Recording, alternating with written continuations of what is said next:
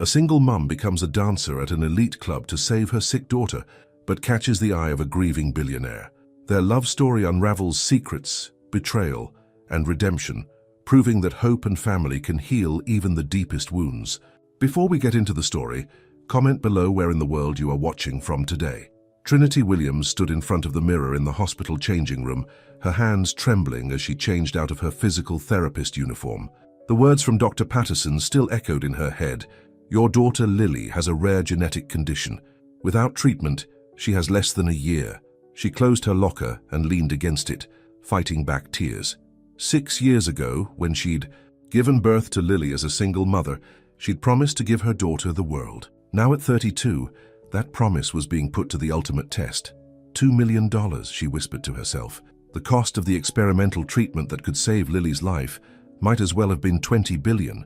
Even with her steady job as a physical therapist, even with the small savings she'd put aside from her days as a professional ballerina, it was an impossible sum.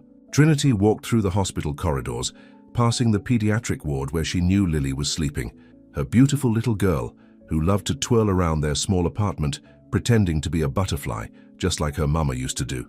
On stage, the same little girl who now struggled to climb a flight of stairs without getting winded. "Mrs. Williams?" a voice called out. It was Susan from the insurance department, holding a stack of papers. "I'm sorry, but the review board made their final decision. They won't cover the experimental treatment." Trinity nodded, having expected this answer after weeks of fighting with the insurance company. "Thank you for trying, Susan." At home that evening, after tucking Lily into bed and reading her favorite story about a dancing princess, Trinity sat at her kitchen table surrounded by loan applications. One by one, she read the rejection letters. Single mother, too much risk, insufficient collateral. Her phone buzzed with a text from her best friend, Maria. "Did you consider what we talked about? The club is still hiring." Trinity's stomach churned. Luna Elite, the most exclusive gentlemen's club in Manhattan. Maria worked there as a bartender and had mentioned they were looking for dancers. "They pay more for real dancers," Maria had said.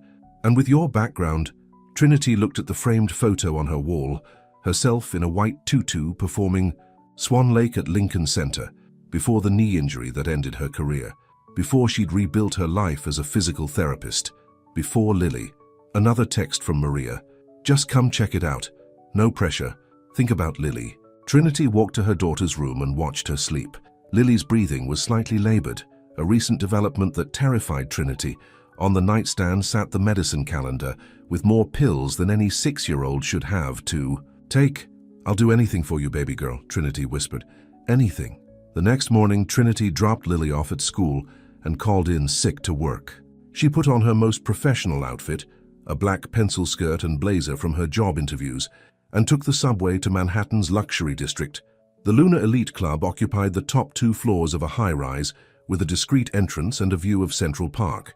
"Trinity," Maria greeted her at the staff entrance. "I'm so glad you came." The club manager, Ms. Chen, was a sharp-eyed woman in her 50s who had seen it all.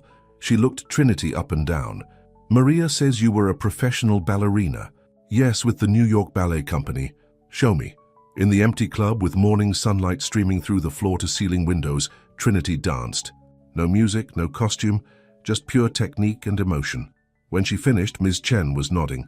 "We start at $500 per night, plus tips. More for private rooms. You can keep your day job. We only need you 3 nights a week." Trinity did the math in her head. It would take months, maybe a year, but with every penny saved, when can I start? That night, after picking up Lily and going through their usual evening routine, Trinity sat alone in her living room. She looked at her reflection in the dark window.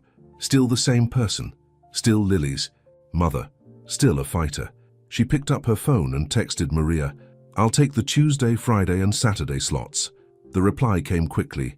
"You're doing the right thing, honey. This is just temporary." Trinity touched the cross necklace her grandmother had given her. "Just temporary," she repeated to herself, "just until I save my baby girl." She didn't know it yet, but her decision that day would set in motion events that would change not just her life, but the lives of some of New York's most powerful people. And it would all begin with a dance that would catch the eye of a man who hadn't felt anything in years.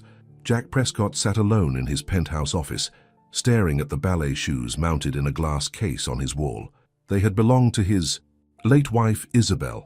3 years had passed since her death, but some days the pain felt as fresh as yesterday. "Mr. Prescott?" His assistant, Rebecca, poked her head in. "Your father is here for the board meeting." Jack sighed and straightened his tie. At 40, he was one of the youngest billionaires in New York, but in his father's presence he still felt like a disappointing teenager. Richard Prescott II strode into the boardroom like he owned it, which, technically, he still partly did. "Jack, the board is concerned about your leadership. You're not focused. The Hamilton merger is slipping through our fingers." "The merger is fine, Dad. I'm handling it." "Like you're handling your life?" Richard's cold eyes swept over his son. "It's been 3 years. Isn't it time you got back out there, found someone new?" Jack gripped the edge of the conference table. "I'm not having this conversation." His sister, Madison, the family rebel at 35, jumped in to defend him. "Leave him alone, Dad. Not everything is about business and appearances." After the meeting, Madison followed Jack to his office. "You know what you need? A night out. Away from all this." "I'm not interested in your charity matchmaking, Maddie." "Who said anything about matchmaking?" Madison smiled. "I just got a membership to this new club, Lunar Elite. Very exclusive, very discreet. Come with me tonight, just to get out of this tower you've locked yourself in." Jack started to refuse, but something in his sister's concerned expression made him pause. Maybe she was right. Maybe he did need to rejoin the world of the living. "Fine, one drink." That night, Lunar Elite was packed with Manhattan's elite. Jack sat at a private table with Madison, nursing a scotch and feeling completely out of place. The dancers were skilled, but he barely noticed them. Then the lights dimmed and a new performer took the stage. From the first movement, Jack couldn't look away. The dancer moved with a grace that transcended the venue. There was something haunting in her performance, a mix of strength and sadness that reminded him so much of Isabel's final dance. "Who is she?" he asked the waitress. "That's Trinity, she's new." Madison watched her brother's face with interest. For the first time in 3 years, she saw a spark in his eyes. After the performance, Jack asked to meet the dancer. In the private, VIP area, Trinity approached cautiously. Up close, she was even more striking. Her face had a quiet dignity that seemed at odds with her surroundings. "Your performance," Jack said. "It reminded me of someone." "Thank you, Mr. Prescott." Jack Prescott. He saw the recognition in her eyes, but appreciated that she didn't react. That last piece. What inspired it? Trinity hesitated. "My daughter. She's sick. When I dance, I think about her." The honesty of her answer caught him off guard. No pretense, no flirting, just raw truth. "I'd like to talk more. Somewhere else. Perhaps over coffee." Trinity's guard went up immediately. "I don't date clients, Mr. Prescott. Not a date, just coffee and conversation about dance. Professional interest only." She studied him for a long moment. "I have a day job, Mr. Prescott. This is temporary." "I understand. Coffee is still just coffee." Trinity thought about Lily, about the medical bills piling up. A professional connection with someone like Jack Prescott could open doors. One coffee, in public. Back at his penthouse that night, Jack found himself looking at Isabel's ballet shoes again, but for the first time in years the pain was mixed with something else.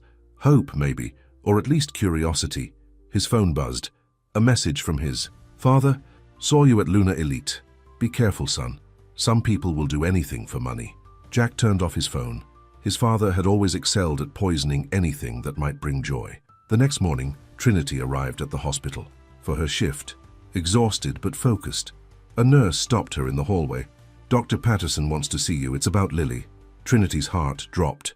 She rushed to the doctor's office, where he waited with a grave expression. "The latest tests show the disease is progressing faster than we anticipated," he said gently. "We need to start the treatment soon, very soon." Trinity gripped her purse where she kept an envelope with her earnings from Lunar Elite. Not even close to enough. Not yet. Her phone buzzed with a text from an unknown number. "Coffee at 2 p.m.? Jack Prescott?" She stared at the message for a long time. Everything in her life had become a calculation. Time versus money, dignity versus necessity, hope versus reality. She typed back, 2 p.m., the coffee shop across from St. Luke's Hospital. What Trinity didn't know was that at that very moment, Richard Prescott II was already making calls, digging into her background, and he wasn't going to like what he found. The coffee shop across from St. Luke's Hospital was busy with the afternoon rush when Trinity walked in. She spotted Jack Prescott immediately. It was hard to miss him in his perfectly tailored suit among the doctors and nurses in scrubs. "You look different," he said as she sat down. She was wearing her physical therapist uniform, her hair pulled back in a simple ponytail. "This is who I really am, Mr. Prescott. The other person, the dancer, that's just temporary. Call me Jack." He pushed a coffee toward her. I took a chance and ordered. "The barista said you get this every day." Trinity smiled despite herself. "You did your homework." "I prefer to call it thorough research. It's a habit in my line of work." While they talked, Richard Prescott sat in his luxury car across the street, watching through tinted windows. A private investigator handed him a file through the window. "Everything we found on Trinity Williams," the investigator said. "Former ballerina, now a physical therapist. Single mother. Daughter has a rare genetic condition. Started working at Lunar Elite 2 weeks ago." Richard's face darkened as he read. "Keep digging. Everyone has secrets." Inside the coffee shop, Trinity found herself relaxing as she and Jack talked about dance, about his late wife Isabel, about the art of movement and healing. "So that's why I switched to physical therapy," Trinity explained. "After my knee injury, I realized I could still help people through movement, just in a different way." "And your daughter? What's her name?" "Lily." Trinity's face softened. "She's 6. She loves to dance too when she has the energy." Jack noticed how Trinity's hand tightened around her coffee cup. "The illness? Is it serious?" "Very. There's a treatment, but—" She stopped herself. "I'm sorry. I shouldn't burden you with this. I'd like to help." "No." Trinity's voice was firm. "That's not why I agreed to meet you." Before Jack could respond, his phone buzzed. A message from his father. "My office, now. Important merger details." Trinity saw his expression change. "You need to go. Have dinner with me," Jack said suddenly. "A real dinner. No shop talk, no business connections, just 2 people getting to know each other." Trinity thought about saying no. She thought about Lily, about the hospital bills, about how complicated this could get. "Okay, dinner." Later, that afternoon, Jack sat in his father's office, his mind still on Trinity. "Are you even listening?" Richard slammed his hand on the desk. "The Hamilton merger is worth billions and you're distracted by some dancer? Her name is Trinity. I know exactly who she is." Richard tossed the investigator's file on the desk. "A stripper with a sob story. How convenient that her daughter needs exactly the kind of money you could provide." Jack felt his anger rising. "Don't talk about her daughter. Wake up, Jack. Women like that prey on men like you, rich, vulnerable, lonely. Like you'd know anything about real feelings," Jack shot back. "When was the last time you felt anything genuine for anyone?" Richard's face turned cold. "I'm trying to protect you and our company. No, you're trying to control me, like always." At St. Luke's Hospital, Trinity was finishing her last patient session when Dr. Patterson called her into his office again. "I have good news and bad news," he said. "The good news is that Lily has been approved for the experimental treatment program." Trinity's heart leaped. "And the bad news? The hospital board suddenly has concerns about your employment situation. Someone sent them information about your night job." Trinity felt the blood drain from her face. "How did they—" "I'm sorry, Trinity. They're threatening to withdraw Lily from the program unless—" He couldn't finish the sentence. Trinity walked out of his office in a daze. Her phone buzzed. A text from Jack confirming dinner plans for tomorrow. Another buzz, a message from an unknown number. "Stay away from my son. I can make things very difficult for you and your daughter. Richard Prescott." She sank into a chair in the empty hospital corridor, her world spinning. Everything she'd done to save Lily was falling apart. And now, just when she'd started to feel something real for Jack, Madison Prescott was walking by the hospital on her way to a charity meeting when she saw Trinity through the window. Something in the other woman's devastated expression made her stop. She remembered how her father had destroyed every real relationship Jack had tried to have after Isabel. Making a decision, Madison turned and walked into the hospital. "Trinity Williams," she said, approaching the seated woman. "I'm Madison Prescott, Jack's sister, and I think it's time someone stood up to—" "My father." Trinity looked up at the stylish woman standing before her, surprised to see genuine kindness in her eyes. "I don't want to cause problems in your family," Trinity said. "Oh, honey," Madison smiled. "The problems were there long before you came along. The question is, are you ready to fight? Because my father doesn't play fair, but neither do I." Meanwhile, in his office, Richard Prescott made another call.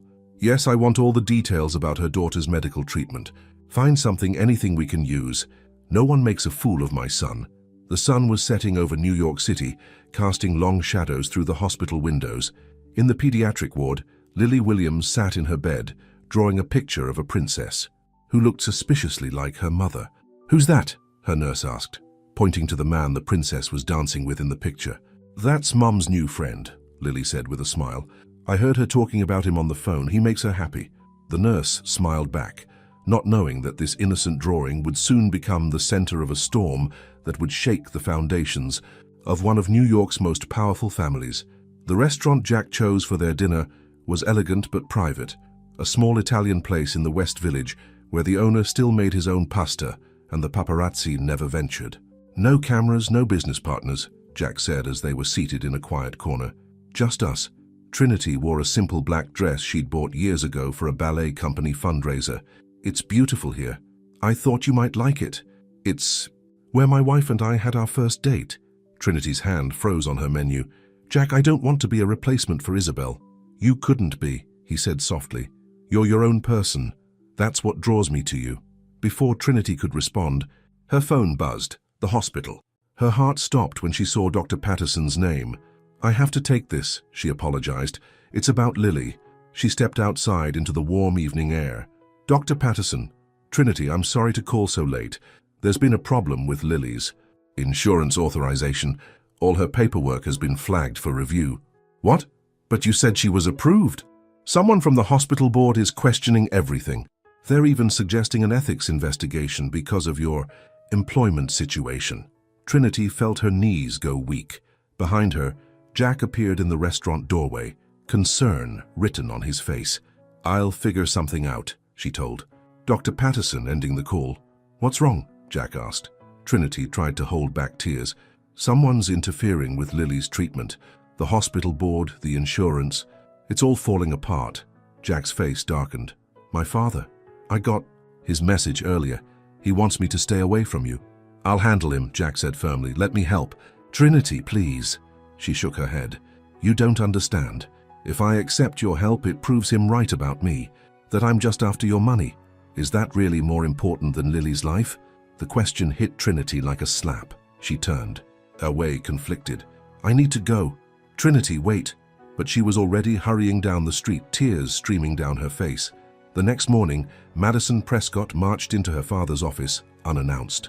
"What did you do?" she demanded. Richard barely looked up from his papers. "I'm protecting our family. By threatening a sick child, that's low even for you.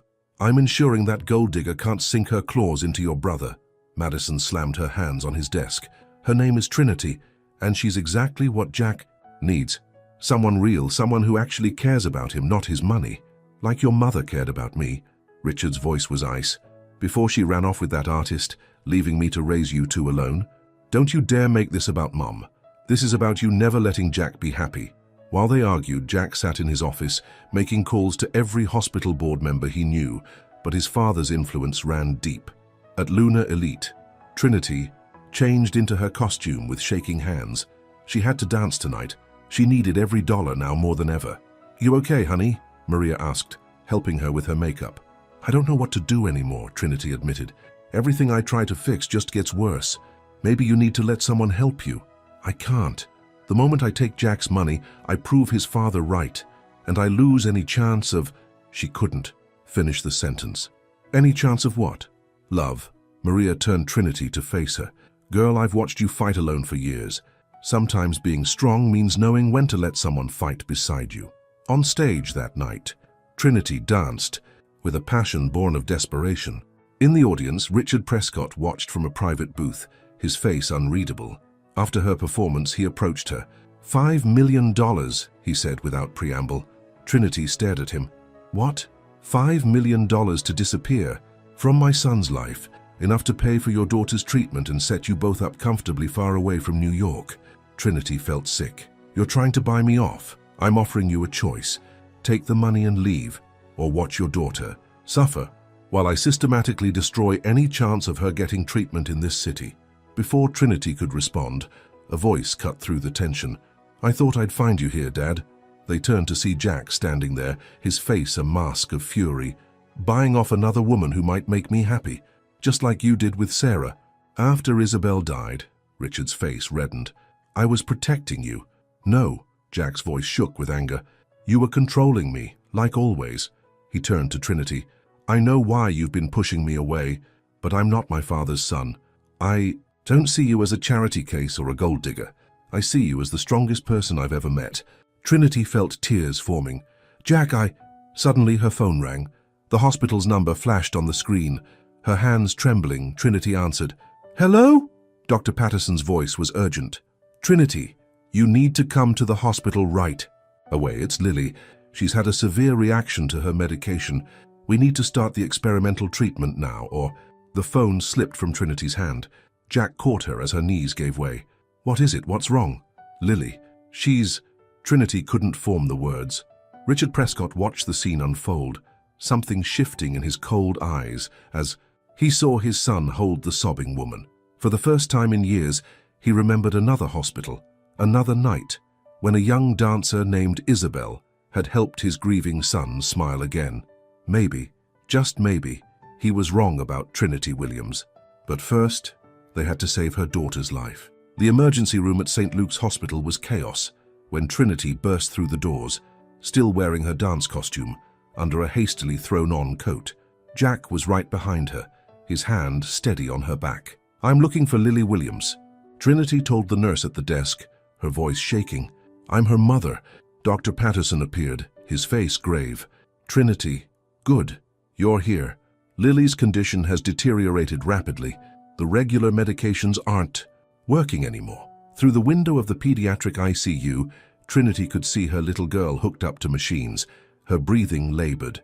Maria sat beside the bed. She'd been watching Lily during Trinity's shift at the club. The experimental treatment, Trinity said. Can we start it now? The hospital board has put everything on hold, Dr. Patterson explained. Without proper authorization, to hell with authorization, Jack stepped forward. I'll pay for it right now. It's not that simple, Dr. Patterson said. The board chairman, he was very specific about not proceeding without full review. Trinity knew who was behind this. She turned to Jack, tears in her eyes. Your father. Just then, Richard Prescott himself walked into the emergency room, Madison right behind him. Dad, Jack's voice was dangerous. Fix this. Now. Richard looked through the window at the small girl in the hospital bed. For a moment, his stern face softened. She looks like her mother. Please, Trinity whispered. Whatever you think of me, don't punish my daughter. Richard pulled out his phone, but before he could make the call, alarms started blaring in Lily's room. Medical staff rushed in as the little girl's vitals crashed. She's crashing, a nurse shouted. We need to stabilize her now. Trinity pressed her hands against the glass, watching helplessly as doctors worked to save her daughter. Jack held her up as her knees weakened. Do something, Madison screamed at her father. For once in your life, do the right thing. Richard Prescott had built his empire on being ruthless, on never letting emotions cloud his judgment. But watching the scene before him, the desperate mother, his son's anguished face, the small girl fighting for her life, something cracked in his carefully maintained facade. He dialed a number on his phone. This is Richard Prescott. Override. The board's decision on the Williams case. Start the treatment immediately. Yes, I'll take full responsibility. Dr. Patterson rushed to action, barking orders to his team. Get the treatment protocol started. Every minute counts. Trinity couldn't take her eyes off Lily. Will she? The next few hours are critical, Dr. Patterson said, but the treatment gives her a fighting chance. As the medical team worked, Trinity felt her legs give way. Jack caught her, guiding her to a chair. She was still in her dance costume, mascara streaking her face. I failed her, Trinity whispered. I tried to do everything on my own, and I failed her. No, Jack said firmly. You fought harder than anyone I've ever known, but you don't have to fight alone anymore. Richard watched his son comfort Trinity, seeing for the first time what Madison had been trying to tell him. This wasn't some gold digger looking for a meal ticket. This was a mother who'd do anything to save her child. Madison approached her father. Makes you think, doesn't it? About the night Mom left? Richard's jaw tightened. Your mother chose to leave. No, Dad. You drove her away because you couldn't stand that she loved art more than money. Are you really going to let Jack lose someone else he loves because of your control issues? Hours passed in tense waiting. Trinity never left her spot by Lily's window. Jack never left Trinity's side. Even Richard stayed, making calls to ensure the treatment continued without interruption. Finally, around dawn, Dr. Patterson emerged with news. "She's responding to the treatment," he announced. "Her vitals are stabilizing." Trinity broke down in tears of relief. Jack wrapped his arms around her as Madison hugged them both. Richard stood apart, watching. He thought about another hospital room years ago when he'd gotten the call about Isabel's accident, how Jack had shut down after her death until now. He approached Trinity slowly. "Miss Williams, Trinity, I owe you an apology." Trinity looked up at him, exhausted but steady. "I don't want your apology, Mr. Prescott. I want your word that you'll never interfere with my daughter's care again." "You have it," Richard said solemnly, "and by my support, for whatever that's worth." Jack stared at his father in surprise. Richard cleared his throat awkwardly. Sometimes it takes nearly losing everything to realize what really matters." Through the window, they could see Lily's color improving, her breathing easier. Maria sat beside her, reading her favorite story about the dancing princess. Trinity turned to Jack. "I can't repay you for this." "I don't want repayment," he said softly. "I just want a chance, a real chance with you and Lily." Madison wiped away tears, smiling. "Well, it's about time." Richard checked, his phone, his business mask slipping back into place. "The board will need a full report. I'll handle it." As he turned to leave, he paused. "Trinity, welcome to the family." After he left, Madison laughed. "That's as close to a blessing as you'll ever get from him." Morning sunlight started streaming through the hospital windows. Trinity, still in her dance costume from the night before, looked down at herself and laughed through her tears. "I must look a mess." "You look beautiful," Jack said simply. "Like a fighter, like a mother, like the woman I'm falling in love with." Through the window, Lily stirred in her sleep, a small smile on her face as the life-saving medicine flowed through her veins. The night had changed everything, but morning brought more than just sunlight. It brought hope, healing, and the promise of a new beginning for all of them. A week after Lily's crisis, Trinity stood in the dressing room of Luna Elite for the last time. She was packing up her few belongings when Ms. Chen walked in. "Sure you won't stay?" the manager asked. "You're our biggest draw." Trinity shook her head. "My daughter needs me, and I need to figure out who I am now." As she left through the back door, Jack was waiting by his car. "Ready?" "You didn't have to come," Trinity said, but she was smiling. "I wanted to. Besides, we need to stop by the hospital to check on Lily before dinner with my father." Trinity's smile faded. Despite Richard's change of heart during Lily's crisis, family dinners at the Prescott mansion were still tense affairs.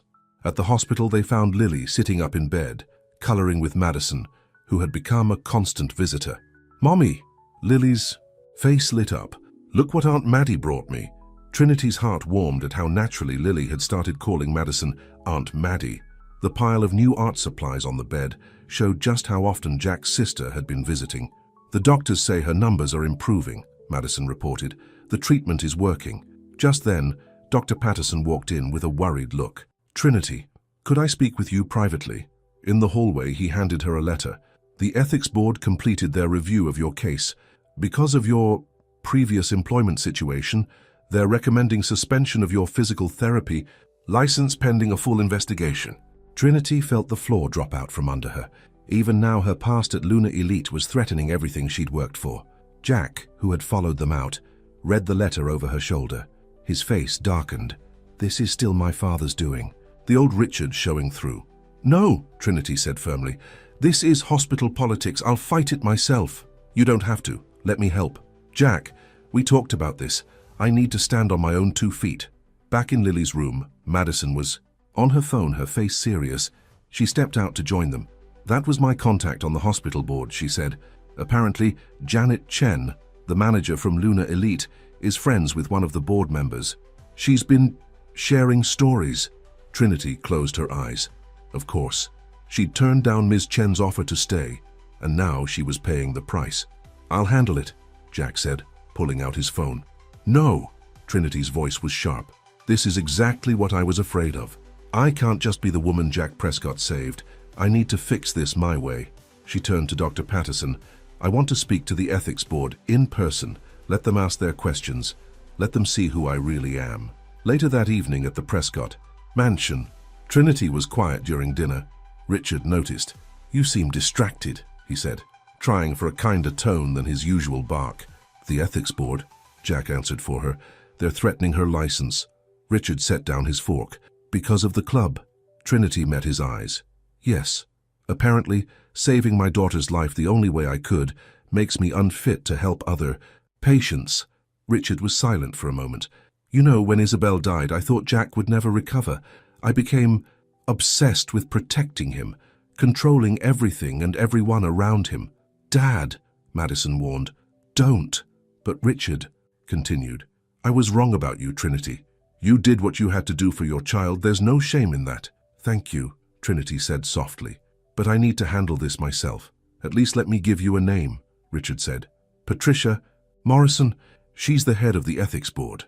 20 years ago, her daughter was in a car accident. The doctors said she'd never walk again."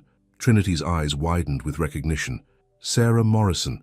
She was one of my first patients when I started. At St. Luke's. She runs marathons now." "Exactly." Richard smiled slightly. "Sometimes the best defense is simply the truth."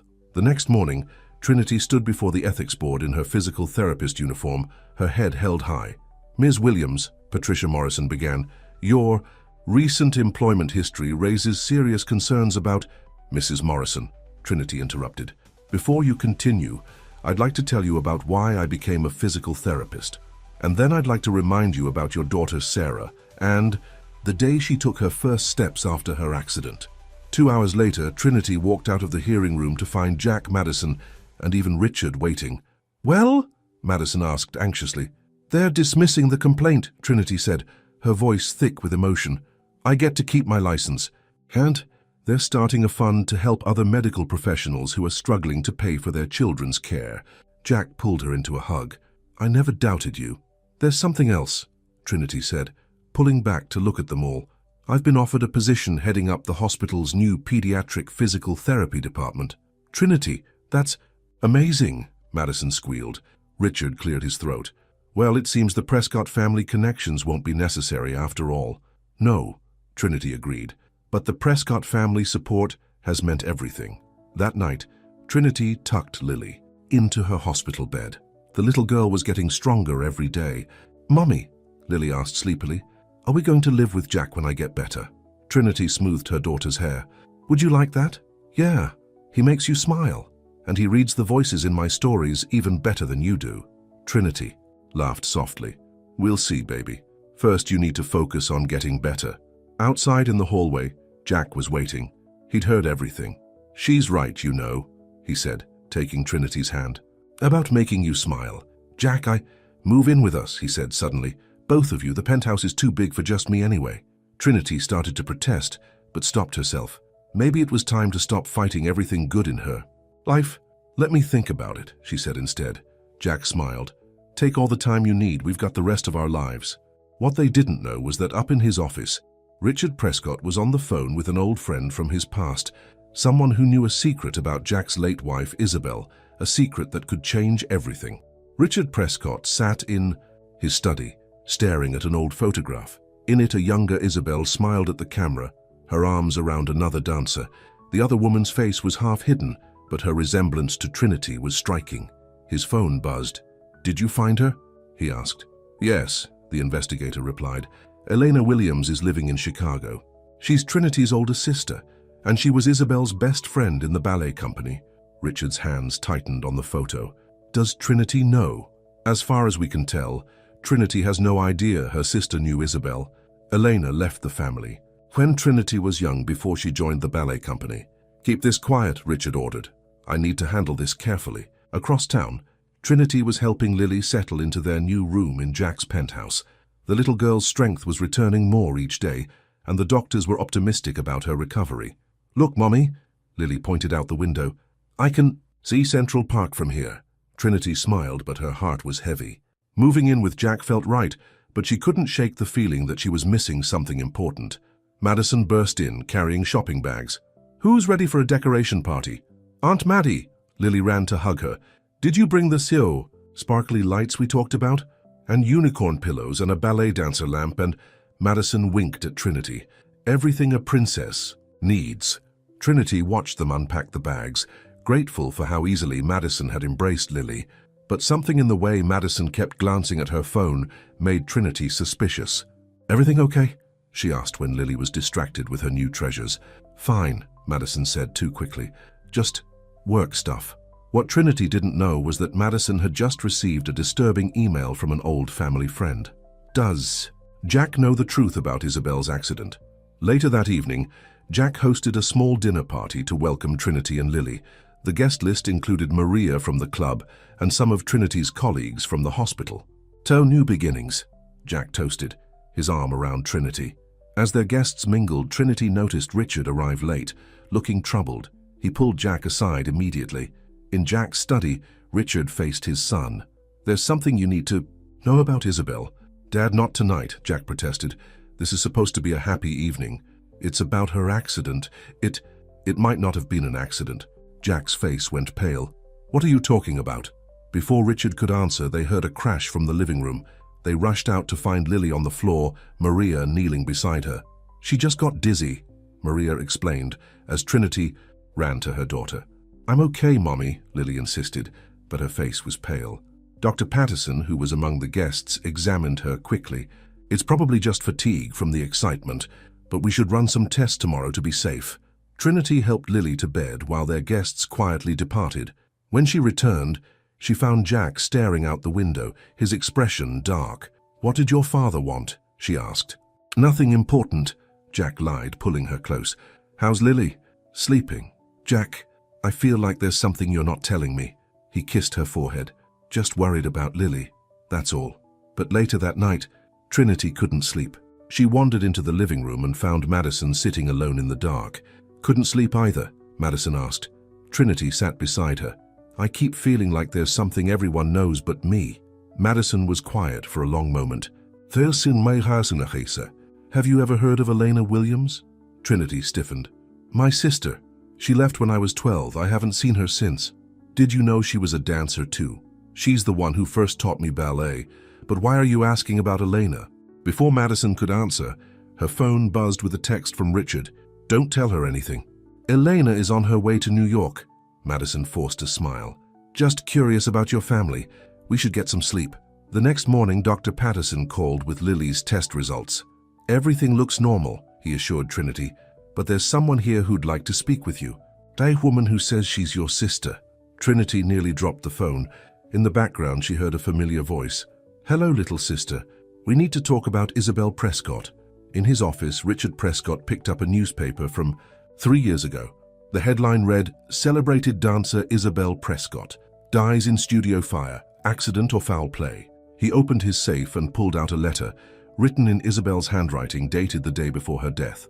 "If anything happens to me, Elena knows the truth." Richard dialed his investigator again. "Find out everything about the night Isabel died, and anything connecting Elena Williams to the studio fire." At the hospital, Trinity stared at her sister for the first time in 20 years. Elena was older, elegant in an expensive suit, but her eyes were the same.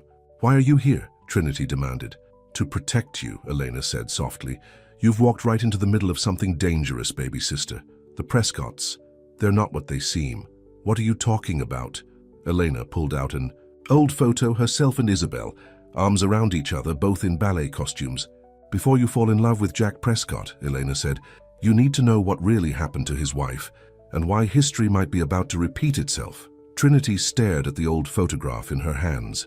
Her sister Elena and Jack's late wife Isabel, both in costume for Swan Lake, smiling like best friends. "I don't understand," Trinity said. "You knew her all this time?" Elena's face was grim. "I was with her the night she died, the night of the fire." Before Trinity could respond, Jack burst into the hospital room. He stopped short when he saw Elena. "You," he whispered. "You were there. The police could never find you, because your father made sure I disappeared." Elena shot back. "Didn't he tell you that part, Jack?" Trinity looked between them. "Someone tell me what's going on." "Tell her, Jack," Elena challenged. "Tell my sister how your father threatened to destroy my career if I ever told anyone what really happened that night." Jack's face had gone pale. "My father—" "What?" In his office across town, Richard Prescott was destroying documents, old police reports, witness statements, letters from Isabel. His phone buzzed. "Madison, is it true?" she demanded. "Did you cover up what happened to Isabel?" "Everything I did was to protect this family," Richard said firmly. "By threatening Elena Williams, By hiding the truth from Jack? You don't understand? Then make me understand, Dad. Because right now, you're about to lose both your children. Back at the hospital, Elena was finally telling her story. Isabel had discovered something, she explained, about the company's finances, money being funneled into offshore accounts, millions disappearing. The Hamilton merger, Jack said. Slowly, the one that fell apart after her death. She was going to expose everything, Elena continued. She had proof, but someone set fire to the studio that night while she was practicing. I was supposed to meet her there, but I was late. By the time I arrived, Trinity felt sick. The proof she had, what happened to it? I have it, Elena said quietly. I've kept it hidden all these years. It's what kept me alive. Richard knew if anything happened to me, the evidence would go public. Just then, Lily walked in with Madison. The little girl ran to hug her mother, then stopped, staring at Elena. You look like Mommy, she said. Eleanor's hard expression softened.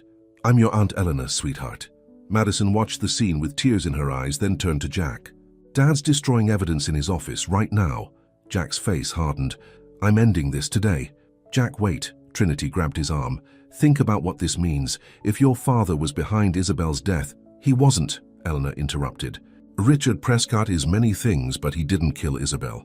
The fire was set by someone else. Someone who stood to lose everything if the merger fell apart. Hamilton, Jack breathed. Robert Hamilton, who just happened to buy up controlling interest in the company after Isabel's death when the stock prices crashed, Elena confirmed. Trinity's head was spinning. But why is this coming out now? Because history is repeating itself, Elena said. Hamilton is planning another merger.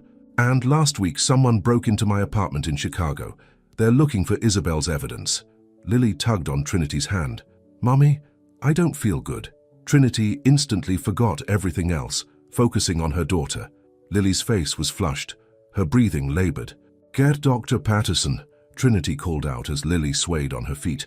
It's a side effect of the treatment, Dr. Patterson explained later after they'd stabilized Lily. Her body is fighting, but she's not out of danger yet. Trinity sat by Lily's bedside holding her small hand. Jack watched from the doorway, his world crumbling around him. I'll understand if you want to leave, he said softly. Get as far away from my family's mess as possible. Trinity looked up at him. Is that what Isabel was trying to do, leave?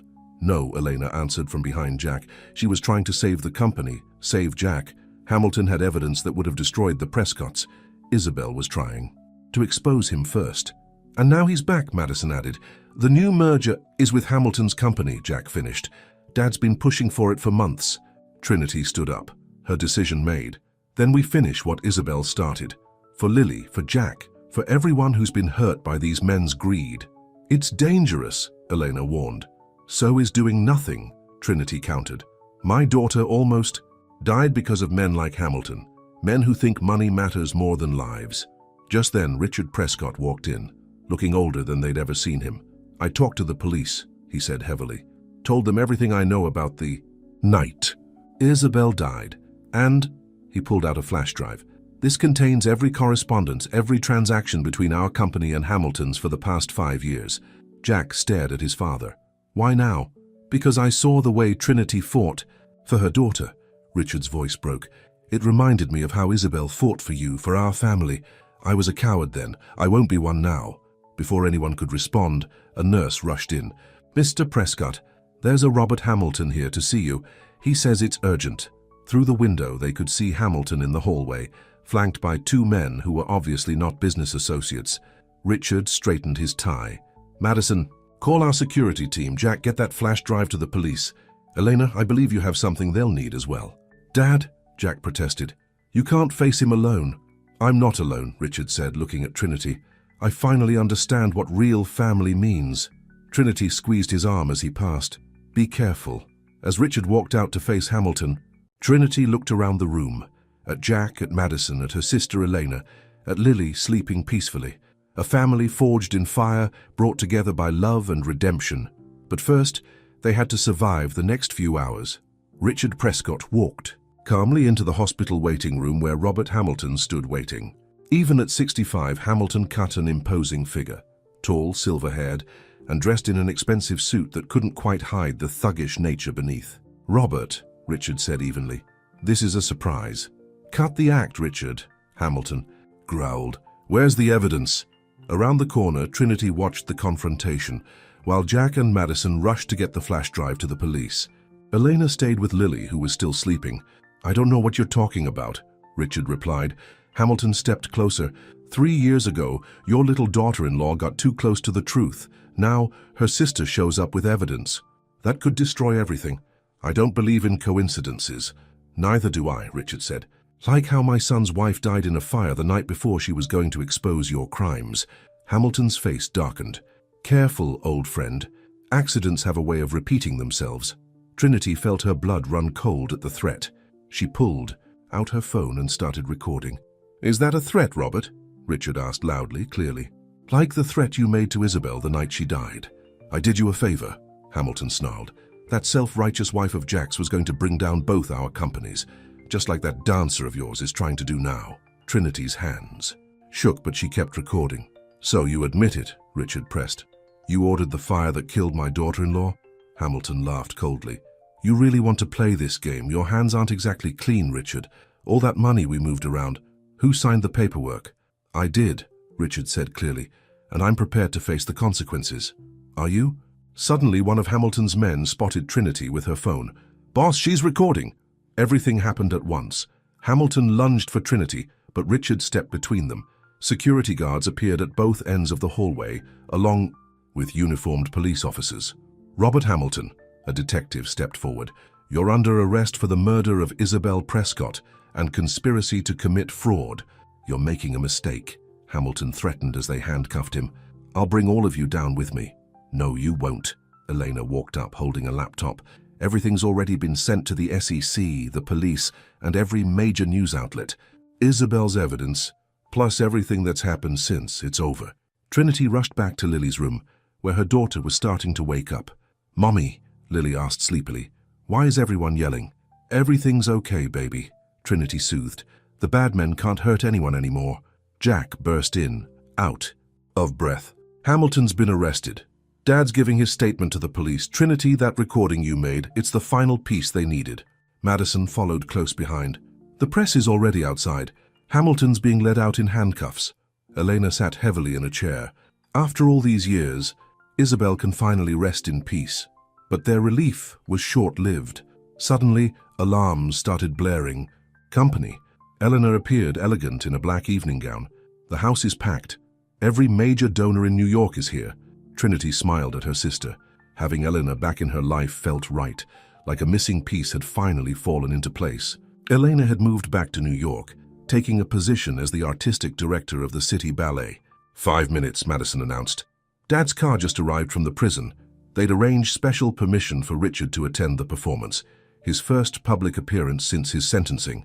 Mommy, look! Lily twirled again in her sparkly tutu. I'm just like you and Aunt Elena. Trinity knelt down to hug her daughter. You're even better, baby girl. You're perfect just as you are. There's my favorite ballerina, Maria called out, arriving with flowers. She'd quit Luna, headed to manage Trinity's new dance therapy program at the hospital. Dr. Patterson appeared next. Lily's latest tests came back. Complete remission. The treatment was a total success. Trinity felt tears forming but held them back. She couldn't ruin her stage makeup now. Jack squeezed her hand, ready to show them what real grace under fire looks like. The benefit performance told their story through dance. Trinity and Lily's struggle, Jack's grief over Isabel, Elena's long exile, the family's fight for justice. But most of all, it celebrated healing, hope, and the power of love to overcome any obstacle. In the front row, Richard Prescott watched with tears in his eyes as his family danced their truth on stage. Next to him sat Patricia Morrison from the Ethics Board, who had become one of their strongest allies. The final piece was a mother-daughter duet. Trinity and Lily moved together, their dance telling a story of love and survival that brought the audience to their feet. As the applause thundered through the theater, Jack stepped on stage with a microphone. Tonight is about more than raising money for medical research, he said. It's about family, about second chances, and he turned to Trinity, dropping to one knee. It's about love. The audience gasped as he pulled out a ring. Trinity Williams, his voice carried clearly through the hall, you taught me that real strength isn't about power or money. It's about fighting for what matters, no matter the cost. Will you marry me? Trinity looked at Lily, who was bouncing with excitement. "Say yes, Mommy," her daughter squealed into the microphone Jack had forgotten was still on. The audience laughed as Trinity pulled Jack to his feet. "Yes," she said simply. 1,000 times yes. Later at the reception, Richard approached Trinity.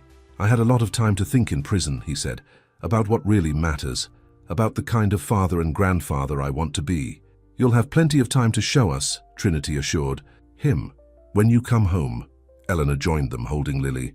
"The benefit raised over $10 million. We're starting a foundation in Isabel's name to help families afford experimental treatments." Madison raised her glass. "To new beginnings. And to those who showed us the way," Jack added, thinking of Isabel. As if on cue, a breeze swept through the open terrace doors, carrying rose petals from the garden. Everyone fell silent, remembering another dancer who had fought for justice and truth. Trinity looked around at her family, Jack beaming with love, Lily healthy and happy, Eleanor finally home, Madison strong in her new role, and Richard finding his way to redemption. Even Maria and Dr. Patterson had become part of their extended family. "You know what this means," Lily said suddenly. "Now I get to be a flower girl." Everyone laughed, the spell broken. That night, after Lily was asleep, Trinity stood on the penthouse balcony looking at the city lights. Jack joined her, wrapping her in his arms. "Happy?" he asked. "More than I ever dreamed possible," she answered. "We've all come so far." "You know," Jack said thoughtfully, "I think Isabel would have liked you. You both saw the beauty in broken things, the strength in starting over. I wish I had known her. In a way you did, through Eleanor, through our story, and now her legacy will live on, helping other families fight their own battles." Inside, they could hear Lily talking in her sleep, probably dreaming of weddings and flower girl dresses. Eleanor was staying in the guest room, while Madison worked late at the office, carrying her father's company into a new era of transparency and ethics. "So," Jack smiled, "ready for our next chapter?" Trinity kissed him softly. "As long as we're writing it together." The city stretched out before them, full of possibilities. They had faced fire and shadow, lies and betrayal, and emerged stronger, united, a family. And somewhere, Trinity liked to think, Isabel was smiling. The end.